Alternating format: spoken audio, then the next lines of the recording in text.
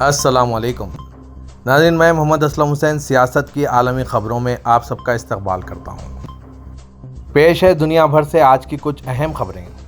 اسرائیلی افواج نے کہا ہے کہ مقبوضہ دریائے اردن کے مغربی کنارے میں یہودی آباد کاروں کے فلسطینیوں پر منظم حملے قومیت پرستانہ دہشت گردی ہے اور ہم اس کے خلاف جدوجہد کریں گے۔ اسرائیل کے افواج کے سربراہ، داخلہ خفیہ ایجنسی کے سربراہ اور اسرائیلی پولیس کے سربراہ نے مشترکہ تحریری بیان جاری کیا۔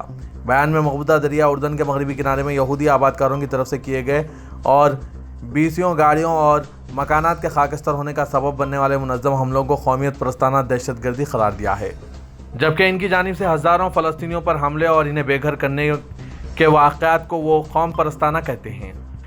بیان میں دعویٰ کیا گیا ہے کہ سیکورٹی فورسز ان باغیوں کے خلاف جدوجہد کرے گی اور تشدد میں ملوث یہودی آباد کاروں کی گرفتاریوں میں اضافہ کیا جائے گا۔ روس میں بغاوت دب گئی، روسی انتظامیہ اور ویگنر کے درمیان اتفاق رائے طے پایا گیا ہے۔ روسی انتظامیہ کے خلاف بغاوت شروع کرنے والے ویگنر گروپ کے بانی پروگوژن نے فوجی کانوے کو پیچھے ہٹا کر طے شدہ پلان کے مطابق فیلڈ کیمپوں کی طرف واپسی کا اعلان کیا اور کہا ہے کہ ہمیں احساس ہو گیا ہے کہ بغاوت میں روسی خون بہے گا۔ انہوں نے ویگنر کے ٹیلی گرام چینل سے آڈیو پیغام جاری کیا۔ پیغام میں انہوں نے کہا کہ انہوں نے ویگنر کو منتشر کر دینا تھا۔ 23 جون کو ہم نے انصاف مارچ کی۔ ایک دن میں ہم ماسکو سے تقریباً 200 کلومیٹر دور پہنچے۔ اس دورانیہ میں ہم نے اپنے جنگجوؤں کے خون کا ایک قطرہ تک نہیں بہایا۔ انہوں نے کہا کہ اب ہم اس نقطے پر پہنچ گئے تھے جہاں خون ریزی ہو سکتی تھی، لیکن اس ذمہ داری کے ادراک کے بعد کہ باہمی جھڑپ میں روسی خون ریزی ہوگی، ہم اپنے کانوے کو واپس موڑ رہے ہیں اور منصوبے کے مطابق فیلڈ کیمپوں کی طرف واپس لوٹ گئے ہیں۔ مقدس سفر حج کا آغاز ہو چکا ہے، جب سفید لباس پہنے ہوئے مسلمانوں کے ہجوم کعبے کے ارد گرد چکر لگا رہے ہیں، جو کہ اسلام کے مقدس ترین مقام کا مرکز ہے۔ ان کی دعائیں ہوا میں گونج رہی ہیں۔ سعودی عرب کے شہر مکہ میں آج اتوار کے روز سالانہ حج کا آغاز خانہ کعبہ کے طواف کے ساتھ ہوا، جس میں تقریباً 20 لاکھ افراد نے حج کے لیے یہاں پہنچے ہیں۔ اتنی بڑی تعداد میں یہ اب تک کا سب سے بڑا ریکارڈ ہے۔ سعودی وزارت حج و عمرے کے ایک اہلکار نے کہا ہے کہ اس سال ہم تاریخ کے سب سے بڑے حج کا مشاہدہ کر رہے ہیں۔ سعودی حکام نے کہا ہے کہ مدینے میں حج سیزن کا پہلا مرحلہ کامیابی سے مکمل ہو گیا۔ مختلف ممالک سے بحری اور فضائی راستوں سے براہ راست مدینہ آنے والے 8,33,000 عازمین کو مرحلے وار مکہ روانہ کر دیا گیا۔ عاجل نیوز کے مطابق مدینہ گورنریٹ اور دیگر حکومتی اداروں نے مشترکہ طور پر عازمین حج کے استقبال سے فریضہ حج کی ادائیگی کے لیے انہیں مکہ روانہ کرنے تک سہولتیں فراہم کی۔ سوئٹزرلینڈ میں قائم انٹرنیشنل انسٹی ٹیوٹ فار مینجمنٹ ڈیولپمنٹ نے اپنی تازہ ترین رپورٹ میں بتایا ہے کہ سعودی عرب کی فائنینشیل مارکیٹ اس سال G20 ممالک کے درمیان مسابقتی اعشاریوں میں 7 درجے ترقی کر کے تیسرے نمبر پر آ گئی ہے۔ IMD ورلڈ مسابقتی سالانہ کتاب برائے 2023 کے مطابق مملکت کی کارکردگی عالمی طریقوں کو نافذ کرنے کے لیے کیپٹل مارکیٹ اتھارٹی کی جاری کوششوں کی عکاسی کرتی ہے۔ عرب نیوز کے مطابق G20 ممالک میں کارپوریٹ بورڈز انڈیکس میں سعودی عرب پہلے نمبر پر ہے، جبکہ کیپٹل مارکیٹ شیئر ہولڈرز کے حقوق اور وینچر کیپٹل انڈیکس میں اس کا دوسرا نمبر رہا ہے۔ خادم حرمین شریفین شاہ سلمان بن عبدالعزیز نے اتوار کو 7 فرمان جاری کیے، جس میں نیا نائب وزیر دفاع بھی مقرر کیے گئے ہیں۔ سعودی خبر رساں ایجنسی SPA کے مطابق خادم حرمین شریفین شاہ سلمان بن عبدالعزیز نے شہزادہ عبد الرحمن بن محمد بن عبدالعزیز بن عیاف المقرن کو بطور نائب وزیر دفاع بدرجہ وزیر کے عہدے پر تقرر کیا ہے۔ شاہ سلمان نے نزار بن سلیمان بن علی العلا کو کابینہ کے جنرل سیکریٹریٹ کا مشیر اور خالد بن محمد بن عبدالعزیز العبد الکریم کو شاہی عدالت یعنی دیوان ملکی میں بطور مشیر مقرر کرنے کا بھی شاہی فرمان جاری کیا۔ امریکی انٹیلیجنس کے سربراہ نے کہا ہے کہ اس بات کا کوئی ثبوت نہیں ملا کہ کورونا وائرس چینی حکومت کی ووہان ریسرچ لیبارٹری میں بنایا گیا تھا۔ ڈائریکٹر آف نیشنل انٹیلیجنس کے دفتر کی ایک غیر اعلانیہ رپورٹ میں کہا گیا ہے کہ ان کے پاس ان حالیہ دعووں کی حمایت میں کوئی معلومات نہیں ملی ہیں کہ ووہان ریسرچ لیبارٹری کے 3 سائنسدان کورونا سے سب سے پہلے متاثر ہوئے تھے یا انہوں نے خود ہی یہ وائرس بنایا تھا۔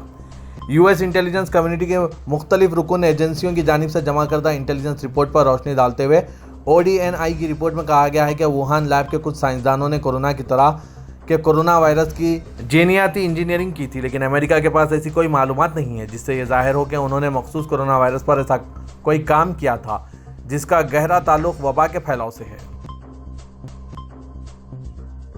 ہندوستان کے وزیراعظم نریندر مودی جنہوں نے مصر کا اپنا پہلا سرکاری دورہ شروع کیا، ہندوستانی تارکین وطن اور بوہرا برادری کے ارکان سے ملاقات کی۔ وزیراعظم کی بوہرا برادری کے اراکین کے ساتھ ملاقات آج اتوار کو خیرہ کی تاریخی الحکیم مسجد کے دورے سے پہلے ہوئی، جسے ہندوستان کی داؤدی بوہرا برادری کی مدد سے بحال کیا گیا تھا۔ ہندوستان میں بوہرا برادری دراصل فاطمہ خاندان سے نکلی ہے اور انہوں نے 1970 کی دہائی سے مسجد کی تزئین و آرائش کی ہے۔ ANI سے بات کرتے ہوئے ہندوستانی تارکین وطن کے ایک رکن نے کہا، میں گزشتہ 27 سالوں سے مصر میں رہ رہا ہوں اور بوہرا برادری سے تعلق رکھتا ہوں۔ آج PM مودی سے ملاقات ایک انوکھا تجربہ تھا۔ مجھے فخر ہے کہ ہمارے وزیراعظم ہم سے ملنے یہاں آئے ہیں۔ ہندوستان کے وزیراعظم نریندر مودی جو مصر کے 2 روزہ دورے پر قاہرہ میں ہیں، انہوں نے کہا کہ تاریخی حکیم مسجد کا دورہ کرنا ان کے لیے اعزاز کی بات ہے۔ ٹویٹر پر PM مودی نے کہا، قاہرہ کی تاریخی حکیم مسجد کا دورہ کرنا اعزاز کی بات ہے۔ یہ مصر کے شاندار ورثے اور ثقافت کا گہرا ثبوت ہے۔ الحکیم مسجد مصر کے قاہرہ میں 11ویں صدی کا ایک اہم تاریخی اور ثقافتی مقام ہے۔ یہ مسجد ہندوستان اور مصر کے مشترکہ ثقافتی ورثے کی گواہی کے طور پر کھڑی ہے۔ ہندوستان کے وزیراعظم کے دورے میں جو چیز اور بھی زیادہ اہمیت رکھتی ہے وہ حکیم مسجد کے قابل ذکر بحالی ہے، جو داؤدی بوہرا برادری کی غیر متزلزل لگن اور حمایت کے ذریعے ممکن ہوئی۔ ہندوستان کی مرکزی وزیر خزانہ نرملا سیتارمن نے سابق امریکی صدر براک اوباما کی جانب سے ہندوستانی مسلمانوں کے بارے میں ان کے تبصروں پر تنقید کی اور کہا کہ ان کے دور حکومت میں امریکہ نے 6 مسلم اکثریتی ممالک پر بمباری کی تھی۔